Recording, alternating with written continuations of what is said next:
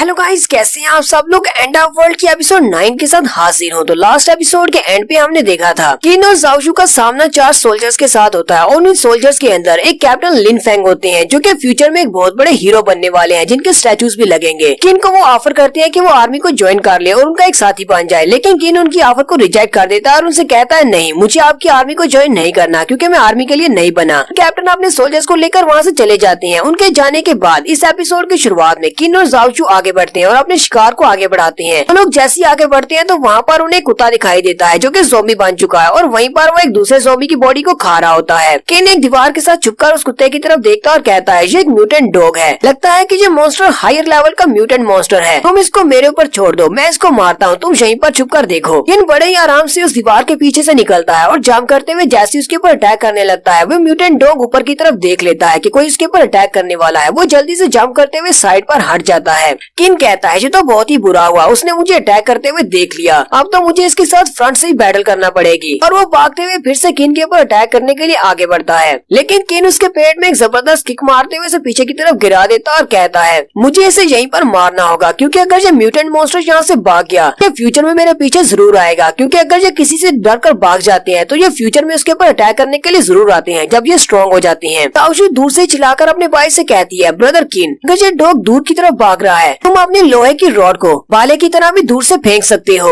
तो किन अपनी स्ट्रेंथ को यूज करते हुए अपनी रोड को अपने हाथ में पकड़ता है बिल्कुल एक भाले की तरह और दूर से उसके ऊपर थ्रो लगाता है जो कि सीधा उसकी टांग के अंदर जाकर धंस जाता है। और क्योंकि उसने अपनी रॉड के अंदर अपनी फायर पावर को एक्टिवेट किया होता है, जैसे ही वो उसकी टांग के अंदर जाकर धंसता है वहाँ पर फायर रिलीज होती है और एक जबरदस्त धमाका होता है और वो कुत्ता बेचारा वहीं पर उसकी आग से जल जाता है और जलकर मर जाता है। किन और ज़ाओ दोनों आगे बढ़ते हैं। ज़ाओ अपने भाई से कहती है भाई तो क्या ये म्यूटेंट डॉग मर गया। किन उसे कहता है हाँ ये मर चुका है, मुझे लगता है कि ये एक म्यूटेंट बीस्ट है तो इसकी बॉडी के अंदर से हमें एक हाई क्वालिटी का क्रिस्टल जरूर मिलेगा। ज़ाओ अपने ब्रदर से कहती है ब्रदर तुमने मुझे एक बार बताया था कि तुम्हारे पास फायर की पावर है, लेकिन मैंने कभी तुम्हें तुम्हारे हाथ से फायर को निकालते हुए क्यों नहीं देखा और ना ही तुम अपने हाथ से कोई फायर बॉल्स निकाल सकते हो। किन अपनी बहन से कहता है हाँ ये बात सच है कि मेरे पास फायर की पावर है, लेकिन मैं अपनी फायर की पावर को बहुत ही अच्छे से इस्तेमाल कर सकता हूँ अपनी फायर के फायर बॉल्स बनाने से या फिर अपनी फायर को आसपास छिड़काने से। अपने वेपन के अंदर अपनी फायर को कंडेंस करना ज्यादा बेहतर है। मैंने अपनी फायर को यूज करने का नया तरीका डेवलप किया है, ये तरीका सबसे बेस्ट है। इसी वजह से मैं यहाँ पर फायर बॉल्स और अपने मुंह से या फिर अपने हाथ से फायर नहीं निकालता क्योंकि उससे फायर जाया होती है। इस मेथड को यूज करने से मेरी स्ट्रेंथ बढ़ती है, इसी वजह से मैं इसी मेथड को यूज कर रहा हूँ। साथ ही वो उस डॉग के पास ही बैठा होता है और उसकी बॉडी को काट रहा होता है ताकि उसके अंदर से क्रिस्टल को निकाल सके। ताओ उसकी बात सुनने के बाद बहुत ज्यादा खुश हो जाती है और कहती है ये तो बहुत ही अच्छी बात है, इसका मतलब तुम एक क्लोज कॉम्बैट वाले मैजिशियन हो, उसके पास फायर पावर है। किन उसकी बॉडी को फाड़ता है तो उसकी बॉडी के अंदर से उसे 2 क्रिस्टल्स मिलते हैं। किन कहता है हमारी किस्मत तो काफी ज्यादा अच्छी है, इस डॉग की बॉडी से हमें 2 क्रिस्टल्स मिले हैं, एक इसका अपना है और दूसरा इसने किसी को खाया होगा तो उसका क्रिस्टल इसकी बॉडी के अंदर से निकला है। ज़ाओ